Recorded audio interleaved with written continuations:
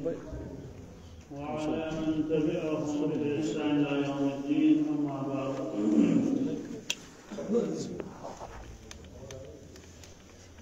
قال الله تبارك وتعالى في القرآن المجيد أعوذ بالله من الشيطان الرجيم بسم الله الرحمن الرحيم ولكن عشر والشفع والله تبارك وتعالى إنا أعطيناك الكوثر فصل لربك وانحر إن شانئك هو الأبتر.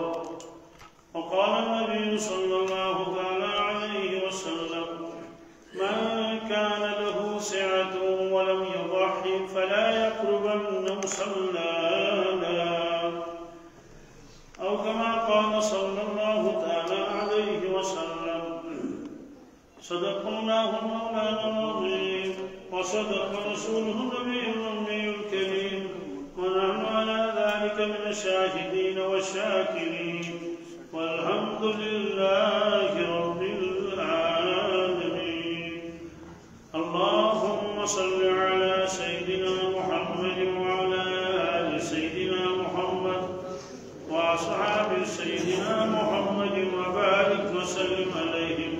اللهم صل على سيدنا محمد وعلى آل سيدنا محمد وأصحاب سيدنا محمد وبارك وسلم عليهم.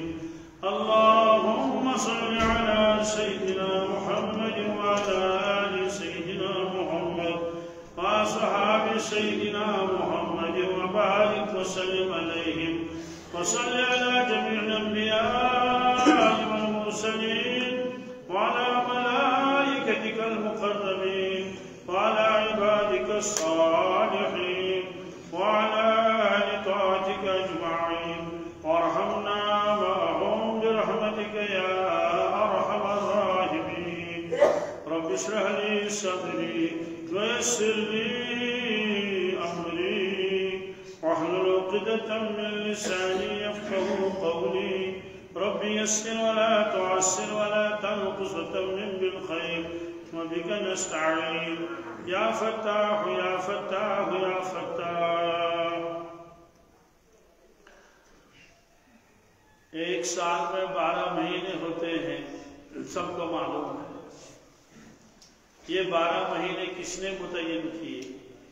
یہ کسی فلسفی نے متعین نہیں کیے، نہ کسی سائنسدان نے. یہ 12 مہینے خود اللہ تبارک تعالیٰ نے متعین فرمائے ہیں. اس کا تذکرہ سورہ توبہ میں ہے. ان عدت الشہور عند اللہ 12 شہرا فی کتاب اللہ یوم خلق السماوات والارض منها 4 حرم. اللہ تعالیٰ فرماتے ہیں بے شک مہینوں کی تعداد 12 ہے اللہ کی کتاب میں، لوح محفوظ میں. یہ 12 مہینے کب سے ہیں؟ یوم خلق السماوات والارض.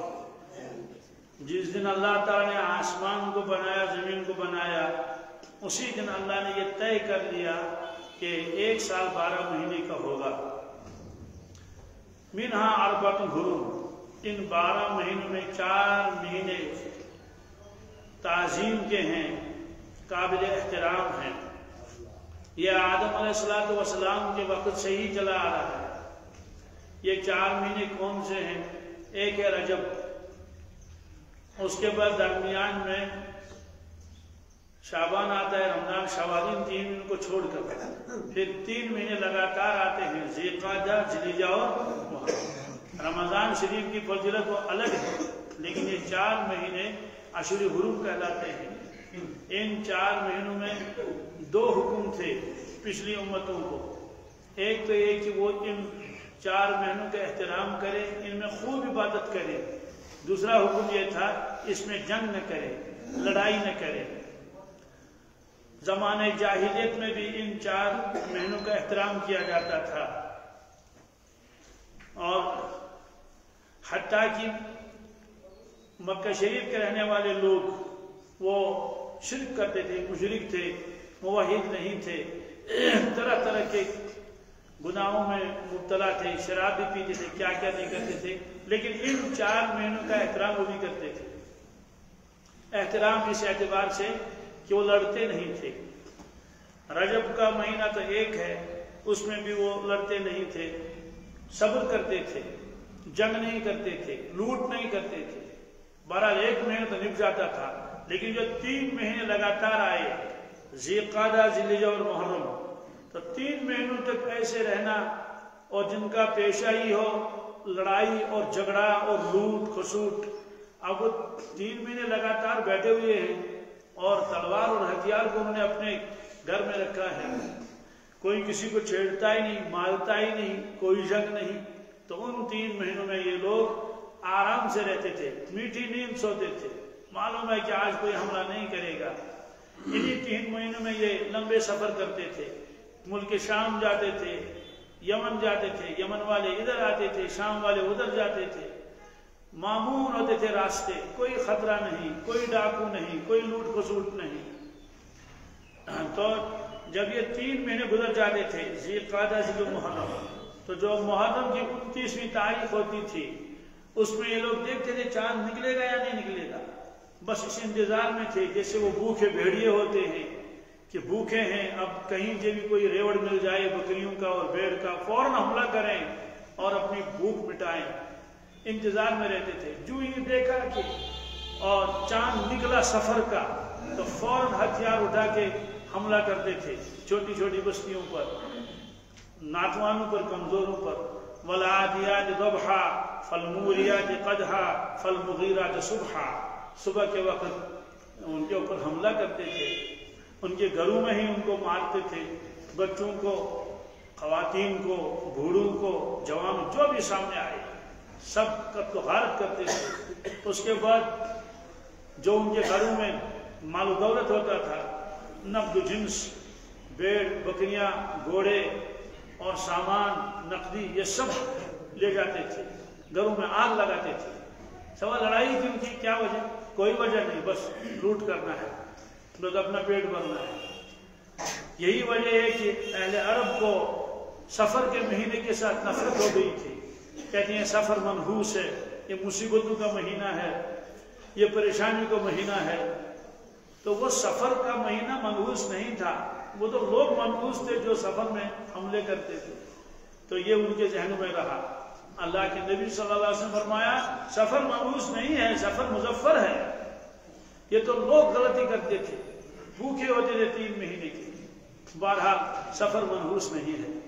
یہ وائرس چلتا رہا اور پورے عالم میں گھوما، جیسے حاتم دئی کی سخاوت، حالانکہ وہ تو عرب کے رہنے والے تھے لیکن پورے عالم میں مشہور ہو گیا حاتم دئی کی سخاوت۔ ایسے سفر منحوس ہے، یہ وائرس ایسے چلا، یہ مشرق و مغرب، جنوب و شمال میں پھیلا، اور لوگوں کے ذہنوں میں راج پہ سفر تو بالکل ہی منحوس ہے، تو بے برکت مہینہ ہے، اسے سفر میں شادی نہیں کرنی چاہیے، سفر میں نئے مکان کے اندر داخل نہیں ہونا چاہیے، سفر میں کوئی کار خیر نہیں کرنا چاہیے۔ اللہ کے نبی صلی اللہ علیہ وسلم فرمایا کہ نہیں، ایسا نہیں ہے، سفر مظفر ہے۔ بہرحال دوسرا حکم تھا کہ جنگ نہیں کریں گے، تو اس امت میں ایک حکم تو منسوخ ہو گیا، ایک برقرار رہا۔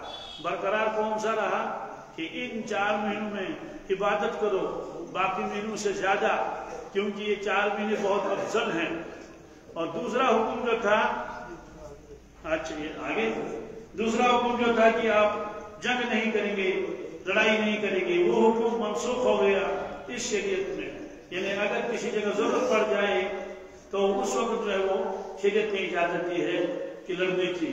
تو بہرحال یہ 3 مہینے لگاتار ہیں، ذی القعدہ، ذی الحجہ اور محرم۔ یہ ان میں 2 مہینے ہیں، ذی القعدہ، ذی الحجہ، اور شوال کے ساتھ ملائیں گے تو یہ اشہر حج بھی کہلاتے ہیں۔ اشہر حج کا مطلب کیا ہے؟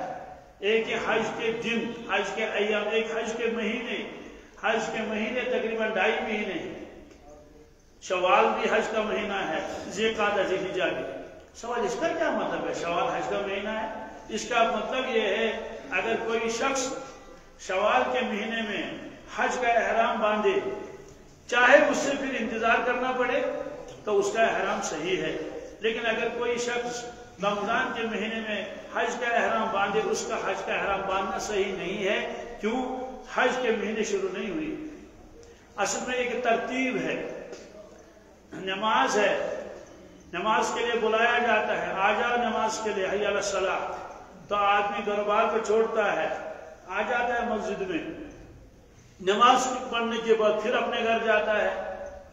پھر نماز کے بعد ایک حکم اور بڑھ جاتا ہے. جیسے آپ لوگ پڑھتے ہیں، کسی کو 10 سال لگتے ہیں، کسی کو 15 سال لگتے ہیں، تو اس سے جب پوچھتے ہیں کیا کرتے ہو، کہتے ہیں یہ پہلا سیمسٹر ہے، 3rd سیمسٹر ہے، آگے چل رہا ہے. تو نماز ایک مستقل سیمسٹر ہے.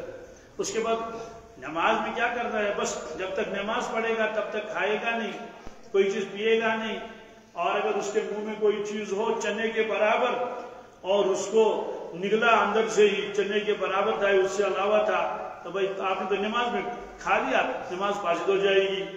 اور اگر جیب میں اسی کو ہاتھ نکال کے دینے کا موقع غنیمت ہے، تو جیب میں ہاتھ ڈالا اور بادام کی گیری ہے وہ چبانے لگا، یعنی کہ امام صاحب تو لمبی قرات کر ہی رہا ہے، نماز فاسد ہو جائے گی. کیوں؟ نماز میں کھانا پینا جائز نہیں ہے. بہرحال نماز کا وقت ختم ہو گیا. اس کے بعد آیا رمضان. رمضان میں بتایا کہ مستقل دن میں کھانا پینا چھوڑ دینا ہے. اسی طرح سے تعلقات جو ہوتے ہیں میاں بیوی کے، وہ چھوڑنے ہیں، کیونکہ آپ روزے میں، چلو روزہ ہے اور چھوٹ گیا، لیکن ہے تو گھر میں ہی، سحری بھی گھر میں کھا رہا ہے، افطاری بھی گھر میں کھا رہا ہے، اور سو رہا ہے گھر میں، کام بھی کر رہا ہے. تو آپ اعتکاف کر لو. اور ایک ٹریننگ کورس آپ کے لیے شروع ہو گیا، تو آ گیا اعتکاف میں، بتا دیا کہ آپ مسجد سے باہر نکل ہی نہیں سکتے ہیں، جو ہی مسجد سے باہر نکلیں گے تو آپ کا اعتکاف ٹوٹ جائے گا. کرنا کیا ہے؟ ایک کونا پکڑو، بیٹھو اسے ایک کونے میں. ہاں پوری مسجد میں کہیں بھی بیٹھ سکتا ہے، لیکن پھر بھی ایک کونا متعین کر لو تاکہ لوگوں کے چہروں کی طرف بھی آپ کی نظر نہ پڑے. بالکل آپ متوجہ ہو جائے اپنے اللہ کی طرف، اپنے اوراد و وظائف میں، تلاوت میں، مناجات میں، دعاؤں میں، مراقبے میں مشغول ہو جاؤ اللہ تعالیٰ کے ساتھ. اب تو میں ہوں اور شغل یاد دوست، سارے جھگڑوں سے فراغت ہو گئی. اب اس کے بعد جب اعتکاف ختم ہو گیا، شوال کا مہینہ شروع ہو گیا، چل احرام باندھ دے، احرام جا اب حج کے لیے.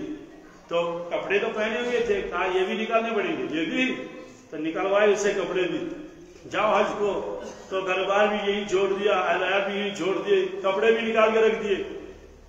نہ سر پر کچھ ہے، نہ جوتا پہننے کی اجازت ہے، نہ موزہ پہننے کی اجازت ہے، ہوائی چپل پہنو، چلے جاؤ. اب تو تم بالکل اللہ کے عاشق ہو گئے، دیوانے ہو گئے. جاؤ، دیوانوں کو میک اپ سے کیا غرض ہے؟ دیکھو، ناخن نہ اتارنا اور جو بال نہ بنانا، خوشبو نہ لگانا، مجھے 2 چادریں کافی ہے، جاؤ. تو یہ اس سے ایک ترتیب ہے. تو حج کے مہینے شروع ہو جاتے ہیں شوال سے. ایک ہے حج کے دن ایام حج، وہ ہوتے ہیں ذی الحجہ میں. اس کو ذی الحجہ کہتے ہیں، حج والا مہینہ. قرآن پاک نے حج بھی کہا، حج بھی کہا، یعنی ہا کے نیچے زیر لگائیں گے تب بھی صحیح ہے، ہا کے اوپر زبر لگائیں گے تب بھی صحیح ہے، لیکن عوام میں مشہور حج ہی ہے. قرآن پاک میں وَلِلَّهِ عَلَى النَّاسِ حِجُّ الْبَيْتِ مَنِ اسْتَطَاعَ إِلَيْهِ سَبِيلًا. اللہ تعالیٰ کے ذمہ ہے، اللہ تعالیٰ کا حق ہے لوگوں کے اوپر کہ وہ حج بیت اللہ کرے. اور اس پر تو ہا کے نیچے زیر لگائی، دوسری جگہ ہا کے اوپر زبر ہے. الحج اشہر معلومات، حج کے مشہور اور معروف مہینے ہیں. بہرحال یہ ذی الحجہ جو ہے یہ حج کا مہینہ ہے.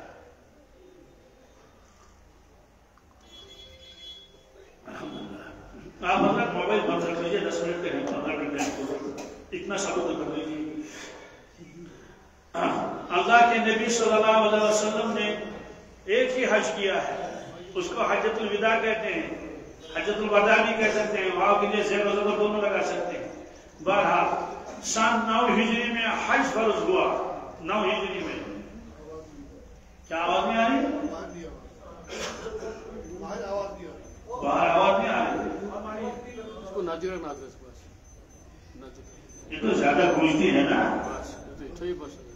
سن 9 ہجری میں حج فرض ہوا، لیکن اس سال آپ صلی اللہ علیہ وسلم نے حج نہیں فرمایا، بلکہ حضرت ابوبکر صدیق رضی اللہ تعالیٰ عنہ کو امیر الحاج بنایا، حاجیوں کا امیر بنایا. اور ان کو فرمایا کہ ان کو حج کراؤ. تو حضرت ابو بکر صدیق رضی اللہ تعالیٰ عنہ نے حج کرایا, واپس آ گئے. اس کے بعد سن 10 ہجری شروع ہوا. جب حج قریب آنے لگا, حضرت رسول اللہ صلی اللہ علیہ وسلم نے جو دور دور کے لوگ آتے تھے ملاقات کرنے کے لیے, ان کے ذریعے پیغامات بھیجتے تھے علاقوں میں کہ اس سال خود حج فرمائیں گے. حضرت رسول اللہ صلی اللہ علیہ وسلم جس شخص کو حج کرنا ہو تیاری کر لے. یہی وجہ ہے کہ حضرت ابوبکر صدیق کے ساتھ بہت کم حاجی تھے, ان کی تعداد زیادہ نہیں تھی, لیکن جب اگلے سال خود حج فرمایا رسول اللہ صلی اللہ علیہ وسلم نے, اور دور دور تک یہ آواز پھیل گئی تھی کہ حضرت خود تشریف لے جا رہے ہیں, اس لیے قافلے آئے اور ملتے گئے. 26 ذوالقعدہ کو رسول اللہ صلی اللہ علیہ وسلم مدینہ طیبہ سے نکلے. ذوالحلیفہ جو 12 کلومیٹر ہے مسجد نبوی سے, وہاں اپنے احرام باندھا اور صحابہ وہاں جمع ہو گئے. اس کے بعد آپ نکلے, 9 دن سفر رہا, اور آپ 4 ذوالحجہ کو مکہ شریف پہنچے. اور راستے میں جتنے قبائل تھے ان کے لوگ بھی آتے گئے ملتے گئے, یہاں تک کہ عرفات کا جب دن ہوا اس میں صحابہ کرام صرف مردوں کی تعداد 1,24,000 کے آس پاس تھی, خواتین کے علاوہ مردوں کی تعداد, یعنی کثیر تعداد میں لوگوں نے شرکت کی. تو اس میں حج بھی ہوتا ہے. دوسرا جو اہم عمل ہے وہ ہے قربانی. یہ قربانی یہ پچھلے زمانے سے بھی چلی آ رہی تھی.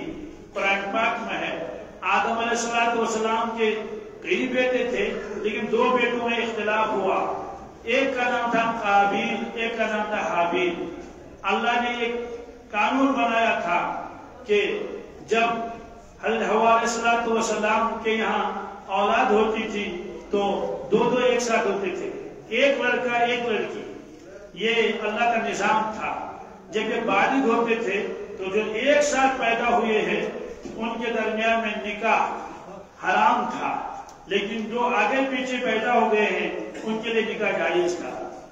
تو قابیل کے ساتھ بھی ایک لڑکی پیدا ہو گئی, اس کا نام اقلیمہ تھا, اور حابیل کے ساتھ بھی ایک لڑکی پیدا ہو گئی, اس کا نام لبودہ تھا. اب جب یہ سب بالغ ہو گئے, آدم علیہ السلام نے فرمایا کہ حابیل کا نکاح اقلیمہ کے ساتھ کرنا ہے اور لبودہ کا نکاح جو ہے وہ قابیل کے ساتھ کرنا ہے. لیکن قابیل نے مانا نہیں, اس نے انکار کیا کہ مجھے یہ منظور نہیں. آدم علیہ السلام نے فرمایا کہ آپ دونوں ایک نیاز کر لو, ایک قربانی کر لو, تو جو حق پر ہوگا اس کی قربانی قبول ہو جائے گی. انہوں نے کہا ٹھیک ہے. تو حابیل تو حق پر تھا. حابیل نے ایک مینڈھا, ایک بھیڑ لیا اور ایک اونچائی پر جو پہاڑی تھی اس پر جا کے رکھا باندھ کے, اور جو قابیل تھا اس نے گیہوں اور گندم کا ایک تھیلا لے لیا اور اس کو ایک جگہ رکھا. اس کے بعد دعا کرنے لگے. آدم علیہ السلام ہی ساتھ تھے. اس زمانے میں قربانی کی قبولیت کی علامت تھی کہ جس کی قربانی اور جس کا نیاز قبول ہو جائے تو آسمان سے ایک آگ آتی تھی اور اس گلے کے اوپر یا اس بھیڑ کے اوپر یا جو بھی زندہ جانور تھا جو بھی ہو اس کے اوپر آ جاتی وہ آگ, اور وہ آگ کی وجہ سے وہ قربانی جل جاتی تھی. تو یہ علامت تھی اس کی قربانی قبول ہو گئی. خود استعمال نہیں کرتے تھے. یہ اللہ تعالیٰ نے اس امت کے اوپر کرم فرمایا, بھائی فرمایا قربانی بھی کر لو اور خود ہی گوشت بھی کھا لو. اسی لیے اللہ تعالیٰ نے فرمایا جب تم قربانی کرتے ہو تمہاری قربانی کا گوشت اور خون میرے پاس نہیں آتا ہے. خون تو زمین میں جذب ہو جاتا ہے اور قربانی کا گوشت آپ خود کھاتے ہو. لن ينال الله لحومها ولا دماؤها ولكن ينال التقوى منكم. ہرگز گوشت اللہ کے یہاں نہیں جاتا ہے, نہ خون جاتا ہے, البتہ تمہارا جذبہ, تمہاری نیت, اللہ کی محبت جو تمہارے سینوں میں ہے یہ اللہ تعالیٰ کے یہاں جاتا ہے. اس پر اللہ تعالیٰ ثواب عطا فرماتے ہیں. بہرحال آسمان سے آگ آ گئی اور جو حابیل کا جو بھیڑ تھا وہ جل گیا. تو یہ علامت تھی اس بات کی حابیل کا جو قربانی یہ قبول ہو گئی. تو قربانی کا سلسلہ پہلے سے چلا آ رہا ہے.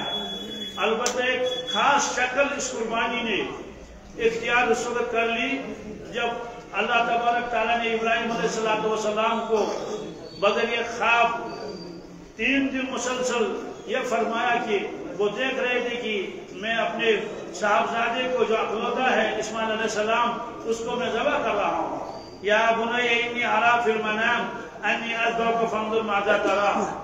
میرے بیٹے میں خواب دیکھ رہا ہوں کہ میں آپ کو قربان کر رہا ہوں, آپ بتائیے کیا کرنا چاہیے. بہرحال اس وقت اس کی ایک نئی شکل آ گئی. صحابہ کرام نے عرض کیا یا رسول اللہ صلی اللہ علیہ وسلم ما ہی الاضاحی, ہم جو قربانی کرتے ہیں قربان کے دنوں میں تو اس کی کیا حیثیت ہے.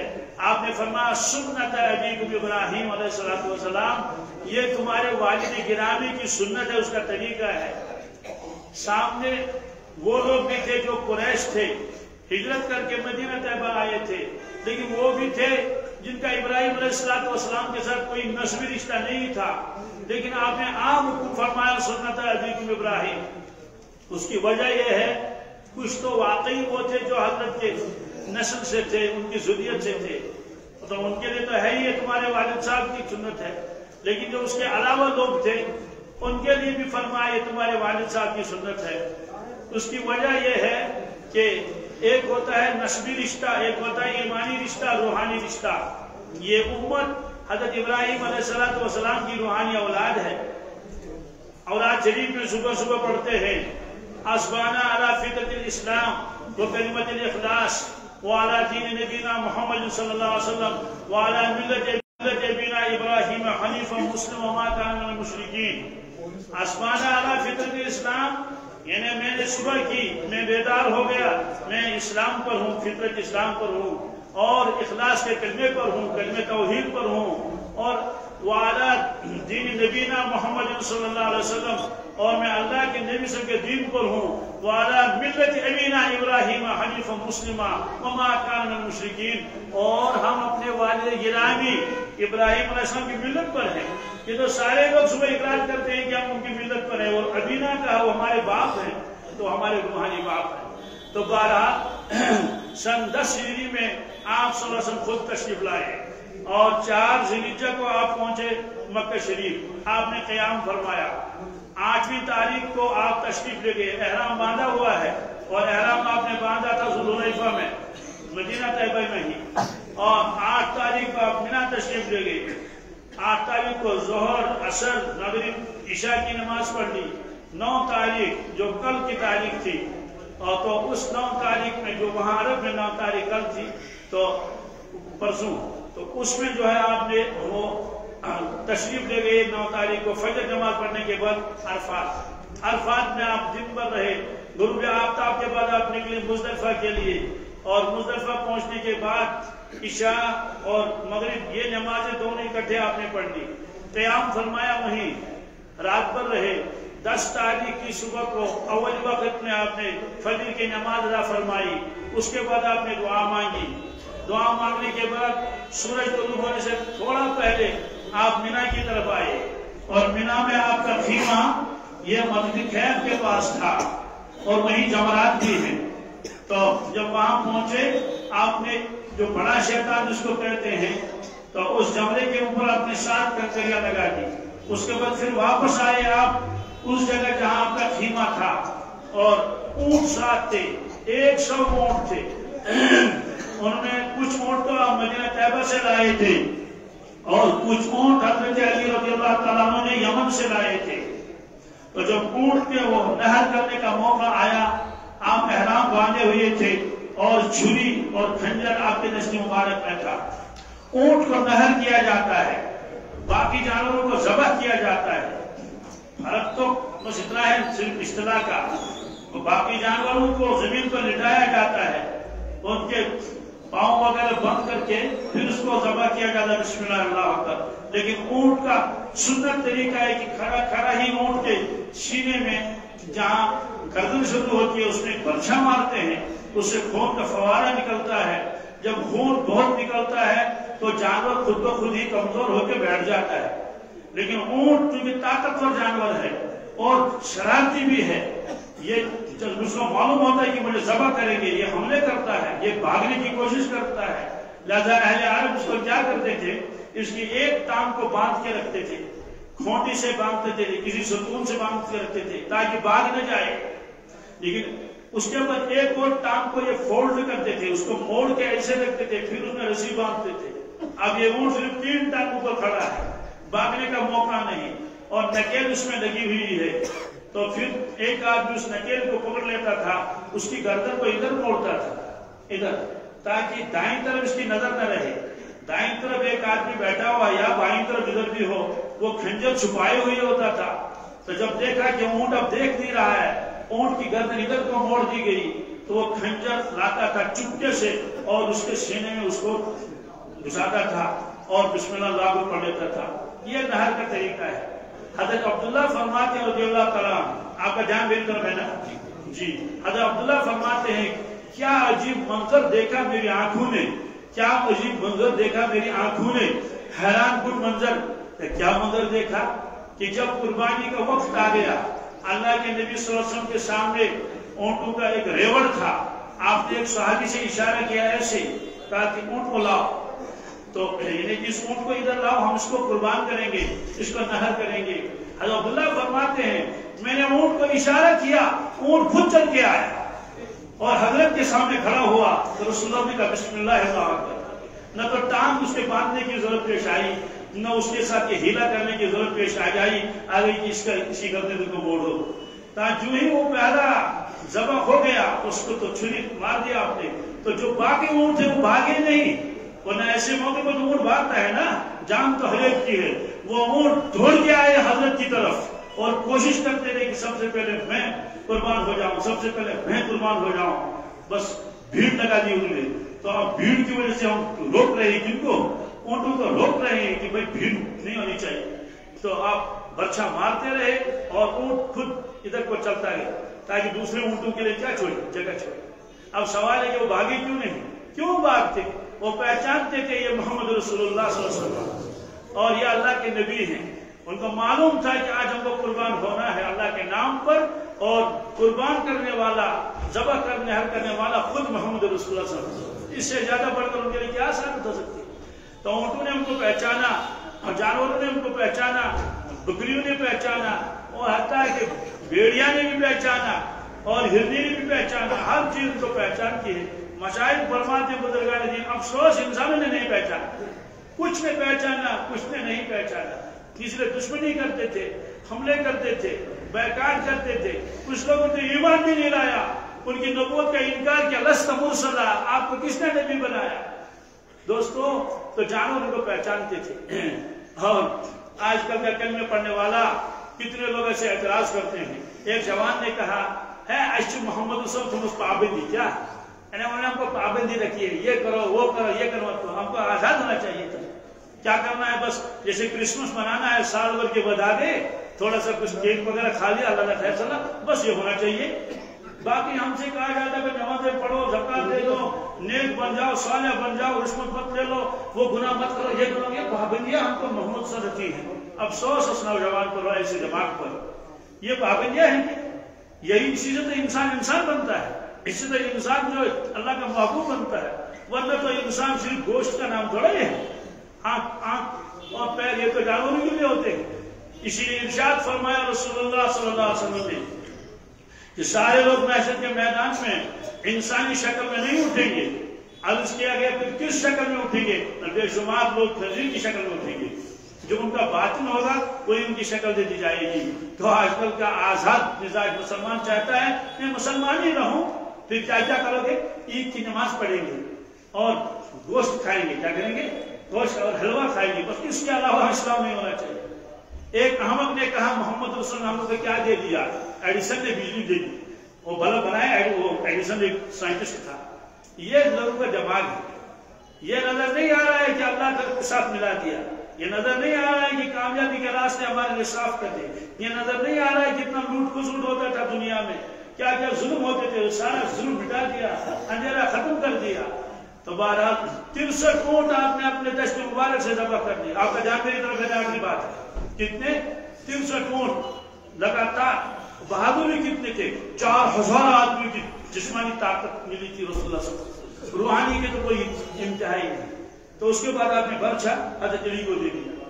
شارحین نے لکھا ہے سارے اونٹ خود کیوں نہیں ذبح کیے, یہ سارے اونٹ اپنی طرف سے تھے. حالانکہ شرعی اعتبار سے صرف ایک بکری, ایک بکرا, ایک بھیڑ ان کے اوپر لازم تھا, یا بڑے جانور کا 7واں حصہ. لیکن اتنے قربان آپ نے کیے. شارحین نے لکھا ہے ان کو معلوم تھا کہ ہماری عمر مبارک 63 سال ہے. کتنی سوال بھی تو آپ بقیہ حیات تشریف فرما تھے, تو پہلے سے کون کہے گا کہ میری عمر کتنی ہے؟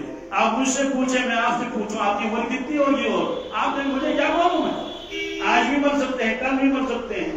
بلکہ مولانا صاحب تو بیان کرتے کرتے ان کا انتقال ہو گیا. ایک مولانا صاحب نے تو جمعہ کی خطبہ دے دیا, آپ نماز پڑھنے کے لیے آئے. یہ کشمیر کا واقعہ ہے جی, نماز پڑھانے کے لیے آئے, کئی سال ہو گئی. یہاں پہنچے, اب نماز پڑھ, چکر آ گئے, گر گئی, تو وہی انتقال ہوا. تو خطبہ اس نے خود دے دیا اور نماز دوسرے نے پڑھائی. کس کو معلوم ہے؟ لیکن آپ کو معلوم تھا یہ میرا آخری حج ہے. آپ نے صحابہ سے فرمایا خذوا عنی مناسککم, خذوا عنی مناسککم. اے صحابہ مجھ سے حج سیکھو, مجھ سے حج سیکھو. کیوں؟ فإنی امرؤ مقبوض, مجھے واپس لیا جائے گا, مجھے اللہ تعالیٰ یہاں زیادہ دن نہیں رکھیں گے. عرفات کے میدان میں آپ نے فرمایا اے صحابہ یہ کون سا میدان ہے؟ انہوں نے عرفات کا میدان ہے. آج کیا تاریخ ہے؟ آج 9 ذی الحجہ ہے. آپ نے فرمایا جب آئندہ سال یہ تاریخ آئے گی 9 ذی الحجہ کی, شاید تمہاری اور میری ملاقات نہیں ہوگی. یہ ذہن بھی بناتے تھے ان کو تاکہ وہ صدمہ اس کو برداشت کر لے کہ جب اچانک خبر آ جائے گی اللہ کے نبی سے دنیا سے تشریف لے گئی. کیونکہ آپ بہادر تھے اور آپ کے داڑھی مبارک کے بال مبارک بالکل سیاہ تھے. بیٹے اس کو بیٹے سے بات سنو, سیاہ تھے, چند موئے مبارک سفید ہو گئے تھے, اور جسمانی اعتبار سے کوئی وہ بڑھاپا جیسے ہوتا ہے. عصا تو آپ کے دست مبارک میں تھا, لیکن یہ نہ سمجھنا آپ گھوڑوں کی طرح نعوذ باللہ چلتے تھے. نہیں, آپ بہادر تھے. البتہ وہ عصا آپ کے دست مبارک میں رہتا تھا, اور وہ عصا وہ والا نہیں جو ہمارے ہاتھوں میں رہتا ہے تو اس کی گردن مڑی ہوئی ہوتی. نہیں, یہ جو خطبے کے وقت ہم لمبا عصا رکھتے ہیں, یہ عصا ساتھ ہوتا تھا. سفر میں بھی اس کے آگے لوہا بھرا ہوا ہوتا تھا, تو اس سے کیا کرتے تھے, عیدگاہ کے اندر جب جاتے تھے تو ستھرے کے لیے اس کو یوں گاڑتے تھے, اور کسی جگہ مٹی کے ڈھیرے نکالنے ہوتے تھے تو مٹی کے ڈھیرے یوں نکالے جاتے تھے. اور بھی کئی کام کے لیے آتا تھا. وہ اس لیے نہیں تھا کہ آپ ضعیف اور ناتوان اور کمزور تھے, اتنے بہادر تھے. تو کسی کے ذہن میں بھی یہ نہیں تھا, وہ گمان میں بھی یہ نہیں تھا کہ حضرت تشریف لے جائے گی. ان کا معلوم تھا نوح علیہ السلام کی عمر مبارک 950 سال تھی, کیونکہ اس سے بھی زیادہ. آدم علیہ السلام کی کتنی تھی؟ کسی نبی کی 300 سال, کسی کی 500 سال. حضرت کا تو 100 سال میں بھی نہیں ہوا. آپ فرماتے تھے کہ شاید تمہاری میری ملاقات نہیں ہوگی. حضرت معاذ بن جبل اور حضرت ابو موسیٰ اشعری رضی اللہ عنہ کو آپ نے مدینہ طیبہ سے یمن بھیجا, گورنر بنا کے. یمن کے 2 حصے تھے, ایک حصے کی ذمہ داری حضرت ابو موسیٰ اشعری کے اوپر ڈال دی, اور دوسرے حصے کی ذمہ داری معاذ بن جبل کو ڈال دی. معاذ بن جبل کو گھوڑے پر سوار فرمایا, اور وہ چلتے گئے. حضرت پیدل چل رہے تھے. فرمایا یسرا ولا تعسرا, بشرا ولا تنفرا. فرمایا دیکھو وہ نامسلم ہے, اور اس لیے ان کے ساتھ آسانی کا معاملہ کرنا, سختی ان کے ساتھ نہ کرنا. اسی طرح سے ان کو بشارتیں سنانا, ان کو متنفر مت کرنا, ان کے ساتھ اچھا سلوک کرنا. اور بھی کچھ چیزیں فرمائی, بمت تک کسی فیصلے کیسے کرو گے. آپ نے فرمایا ایسے ایسے ایسے کریں گے. پھر آخر میں آپ نے فرمایا معاذ جا رہے ہو, سنو جب تم واپس آؤ گے اگلے سال تو میری ملاقات نہیں ہوگی. میری ملاقات یعنی میرا انتقال ہوا ہوگا. یہ سن کر حضرت معاذ کے اوپر گریا تاری ہوا. یہ تو سمجھ میں بھی نہیں آئے گا, اور دیکھ رہے تھے بار بار چہرے مبارک کو کہ یہ تو آخری دیدار ہے. کیونکہ حضرت نے فرمایا جب واپس آؤ گے تو میری ملاقات نہیں ہوگی, میرے قبر شریف کے پاس سے گزرو گی. پھر جب دیکھا اس کے اوپر گریا تاری ہوا اور گردن یوں ہے, گھوڑے کا رخ تو سامنے ہے نا, تو فرمایا کہ معاذ بن جبل تم جاؤ اللہ کے حوالے, تم مجھ سے دور نہیں, تم مجھ سے. فرمایا جو میرا امتی میرا فرما بردار ہوگا, فرمایا من کان این کان, جو بھی ہوگا جہاں بھی رہتا ہو دنیا میں وہ میرے قریب ہے، وہ میرے، اس لیے تم یہ غم نہ کرنا کہ میں مدینہ طیبہ کو چھوڑ کر یمن جا رہا ہوں اور آپ خود نہیں جا رہے، میں آپ کو بھیج رہا ہوں، تو اس میں میری خوشی ہے۔ تو بہرحال وہ تشریف لے گئے اور روتے روتے چلے گئے اور بار بار مڑ مڑ کے دیکھ رہے تھے مدینہ طیبہ کی طرف اور اللہ کے نبی صلی اللہ علیہ وسلم کی طرف۔ تو حضرت نے جب دیکھا اس کے بعد گریہ تاری ہوا، اپنا چہرے مبارک مدینہ طیبہ کر لیا اور واپس آ گئے۔ تو یہ فرمایا جب آئندہ سال آؤ گے میری ملاقات نہیں ہوگی۔ اس نے 63 اونٹ کی، کیوں؟ عمر مبارک کتنی تھی؟ 63 سال کی تھی۔ باقی تو 37 بچ گئے 100 میں سے۔ تو حضرت علی رضی اللہ تعالیٰ کو برچہ دے دیا، خنجر دے دیا، فرمایا کہ علی آپ ان کو ذبح کر دیں، چونکہ حکم یہی ہے کہ قربانی کے گوشت سے کچھ کھا لیں۔ تو آپ نے فرمایا صحابہ کرام سے کہ ہر اونٹ میں سے ایک ایک بوٹی چھوٹی چھوٹی سی نکال کے جمع کر لو، تو ایک دیگچی میں ان کو بھر دیا۔ تو 100 جو ہے یہ وہ ہیں۔ اب آدمی 100 کیسے کھائے گا؟ کیا عقل ہے، اللہ اکبر۔ جب وہ تیار ہو گیا آپ کے پاس شوربے کا ایک پیالہ لا، کیا؟ تو شوربے کا ایک پیالہ لایا گیا، آپ نے اس کو نوش کروایا، شوربے کا ایک پیالہ۔ گویا کہ جتنی قربانی آپ نے کی ہر میں سے کچھ نہ کچھ تو آپ نے نوش فرما دیا۔ ایک اور مسئلہ ہے، آپ اول وقت عید کی نماز پڑھتے تھے، یہ طے ہے، عیدگاہ میں ہی آپ قربانی کرتے تھے، کبھی کبھی صحن مبارک میں نہیں۔ لیکن چونکہ یہ جس سال حج کیا اس سال آپ نے قربانی کہاں؟ مینا میں قربانی کر لی، باقی قربانی وہاں کر دی اول وقت میں۔ اس کی وجہ یہ کہ ایک لوگ دیکھیں قربانی کا طریقہ کیا ہے، مسائل سیکھ لیں۔ دوسری بات یہ ہے کہ دور دور سے جو غربا آتے تھے نماز پڑھنے کے لیے وہ یہاں سے گوشت لے کر جاتے تھے، آپ اول وقت ایسے کرتے تھے، اس لیے آپ سب سے پہلے اسی میں سے تناول فرماتے تھے۔ یہ جو کشمیر میں مشہور ہے کہ عید کے دن روزہ رکھنا چاہیے، استغفر اللہ، عید کے دن روزہ رکھنا حرام ہے، عید کے دن روزہ رکھنا حرام ہے، عید کے روزہ رکھنا۔ یہ 5 دن ہے سال میں، عید الفطر کا ایک دن جس کو یکم شوال کہتے ہیں، اور یہ آج کے 4 دن، کیونکہ اس میں ایام تشریف بھی آتے ہیں، 10، 11، 12 اور 13۔ قربانی کی تو صرف 3 ہی دن ہیں، لیکن ایام تشریف جہاں تک ہے اس میں روزہ نہیں رکھ سکتے۔ یہاں کشمیر میں کیا ہے؟ میرا روزہ ہے، استغفر اللہ۔ ٹھیک ہے، قربانی کب تیار نہیں؟ 2:30 بجے، تو بہت 2:30 بجے تو پریشان ہے، کیا کریں گے، بھوک بہت لگی ہے، مارے گئے، بغیر کیا کریں، میرا روزہ ہے۔ اللہ کے بندے کس نے کہا آپ کو روزہ رکھنے کے لیے؟ سوال پھر اصل حکم ہے کیا؟ اصل حکم یہ ہے کہ آپ مستقل کھانا نہ کھائیں، کیا؟ ہاں، قربانی سے پہلے مستقل کھانا نہ کھائیں۔ کیوں؟ اس کے بعد اگر قربانی کا گوشت سامنے آ جائے گا تو آپ کو تو کھانے کو جی نہیں جائے گا، تو پیٹ تو بھرا ہوا ہے نا، پیٹ ذرا خالی ہو، پیٹ ذرا، تاکہ آپ شوق سے اس کو کھائیں۔ حضرت مفتی سعید صاحب پالنپور میں لکھا ہے، کہا کہ چائے کی کالی پی سکتے ہیں، پان بھی کھا سکتا ہے، پان بھی وہاں پان کھاتے ہیں، لیکن میں پانی پی رہا ہوں نہیں پی رہا ہوں، ابھی پی لوں گا، کوئی حکم نہیں ہے کہ پانی مت پی لو، پانی پی سکتے ہیں اور چائے کی خالی چائے بھی پی سکتے ہیں۔ کیوں؟ یا قربانی کا گوشت تیار ہو جائے گا 2:30 بجے 3 بجے، تو 3 بجے تک بھوکا کیسے رہے گا؟ اس لیے سمجھنا چاہیے مسئلہ کہ ایک ہے مستقل کھانا، ایک ہے روزہ رکھنا۔ روزہ رکھنا تو حرام ہے، ہاں مستقل کھانا نہ کھائیں، جب قربانی سامنے آ جائے گی اور اس کا سرون، اس کا ہم کشمیری میں کہتے ہیں، وہ سامنے آئے گا تو شوق سے کھا لو۔ تو بہرحال آپ نے قربانی کی اہمیت فرمائی، قربانی کے فضائل آپ تو سنتے ہی رہتے ہیں۔ البتہ ایک روایت میں نے آپ کے سامنے پڑھ لی، وہ روایت سن لیں آپ۔ من کان لہ سعۃ ولم یضحی، جس آدمی کو اللہ تعالیٰ نے مال و دولت دیا ہو اور وہ مالدار ہو، تونگر ہو اس کو، تو وہ پھر بھی قربانی نہ کرے، پھر بھی قربانی، اس سے ایک پیغام میں نے اس تک پہنچا دو۔ یہ فرماتے ہیں رسول اللہ صلی اللہ علیہ وسلم، کیا؟ فلا یقربن مصلانا، اس میری امت سے کہہ دو جب عید کا دن آئے گا ہمارے عیدگاہ کے نزدیک نہ آنا، ہماری عیدگاہ کے نزدیک۔ دیکھیں شادی میں تو یہ 20 بھیڑ ذبح کرتا ہے، آج 1 بھیڑ ذبح کرنے کے تیار نہیں۔ لیکن ایک افسوس کی بات تو اور بھی ہے کہ باقی پورے سال میں تو قربانی کا گوشت جو گوشت ہوتے بھیڑ وغیرہ جو ان کی ریٹ ہے وہی ریٹ ہوتی ہے۔ آج کشمیری لوگ تگڑی ریٹ کرتے ہیں، کہتے ہیں 25,000 کا بھیڑ ہے، 20,000 کا۔ میں نے کہا استغفر اللہ، میں نے کل ہی معلوم کیا تھا، میں نے کہا 25,000 کا بھیڑ کیسے ہے؟ کہتے ہیں ہے ایموشنل درگرومترس۔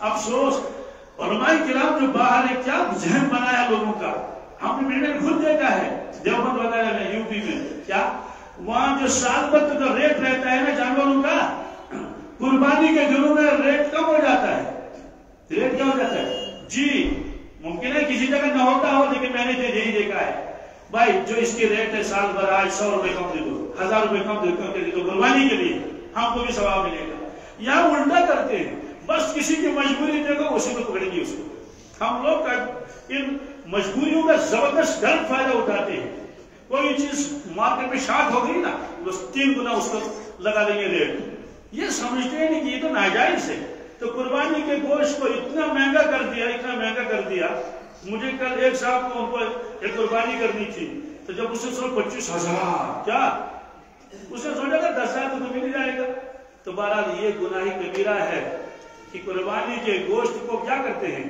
آپ کہیں گے جناب ہمارا تو ان کے ساتھ معاملہ طے ہو گیا وہ تو راضی ہو گیا اپنی تو مجبوریاں ہیں کیا ہیں وہ بیچارہ کہتا اپنی کیا کروں گا تو بہرحال فرمایا کہ وہ ہمارے عیدگاہ کے قریب نہ آ جائے آخری مسئلہ مجھے عرض کرنا ہے زکوٰۃ اور قربانی کے وجوب میں فرق ہے بہت سارے لوگ اس فرق کو سمجھتے نہیں وہ سمجھتے میرے اوپر زکوٰۃ فرض نہیں اس لیے قربانی فرض نہیں حالانکہ قربانی کا نصاب الگ ہے کیا ہے زکوٰۃ لازم ہو جاتی ہے نقد پیسوں پر سونے چاندی پر اور مال تجارت پر مال تجارت نہ تو جو بھی تجارت کرے چاہے بازاجی کی دکان ہو چاہے میڈیکل شاپ ہو چاہے اور کچھ ہو بکریوں کے اوپر بھی زکوٰۃ ہے لیکن یہاں اتنی بکریاں اور بھیڑ ہوتے نہیں 40 میں ایک کیا پھر 120 تک وہی ایک ہی رہے گا ایک بھیڑ جب 121 بکریاں ہو جائیں گی تو اس کو 2 بھیڑ یا 2 بکریاں دینی ہے وہ تو الگ مسئلہ ہے یہ 3 چیزیں ہیں ایک مال تجارت سونا چاندی نقد پیسہ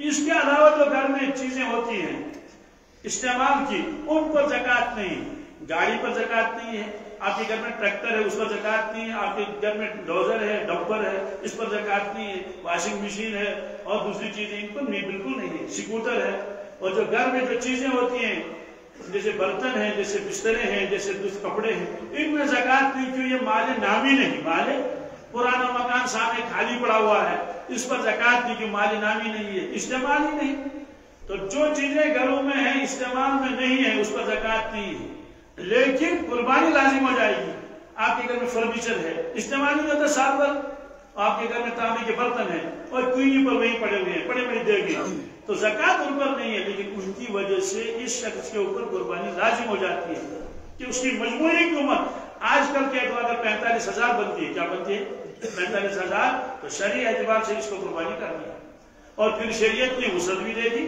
آپ ایک بھیڑ نہیں خرید سکتے ہیں ایک بڑے جانور میں آپ ایک سے خرید لیں تو اتنی تو وسعت ہے تو اس لیے انشاءاللہ ہم ابھی پھر بھی غور کریں گے جن نے قربانی کرنے کا ارادہ نہیں ہے غور کریں گے کہ میرے اوپر قربانی لازم ہے یا نہیں دوسری بات یہ ہے آپ نے فرمایا حاجیوں کے ساتھ مشاورت اختیار کرو وہ تو آپ میں سے بہت لوگوں نے جب چاند نکلا ذی الحجہ کا اس وقت سے آج تک آپ نے ناخن نہیں تراشے ہوں گے یا لبیں نہیں بنائی ہوں گی جس کو مسئلہ کہتے ہیں بہرحال تو یہ نہیں کیا ہوگا یہ تب تک رکھنا پڑے گا جب تک قربانی آپ کریں گے آپ کے نام کی جو قربانی ہو جائے گی اس کے بعد آپ جو ہے یہ بال وغیرہ بنا سکتے ہیں بہرحال عید وقت کا ہو گیا عید کی نماز کا کیونکہ عید کی نماز سال میں 2 مرتبہ پڑھی جاتی ہے لہذا اس کا طریقہ جو اس وقت کبھی ذہن میں نہیں رہتا یہ نہیں کہ مقتدی کو کبھی کبھی امام کو بھی غلط ہو جاتا ہے کیا جی مولوی کو یاد نہیں رہتا کیا کریں گے اور یاد رکھنا چاہیے اگر یہ تکبیرات میں کوئی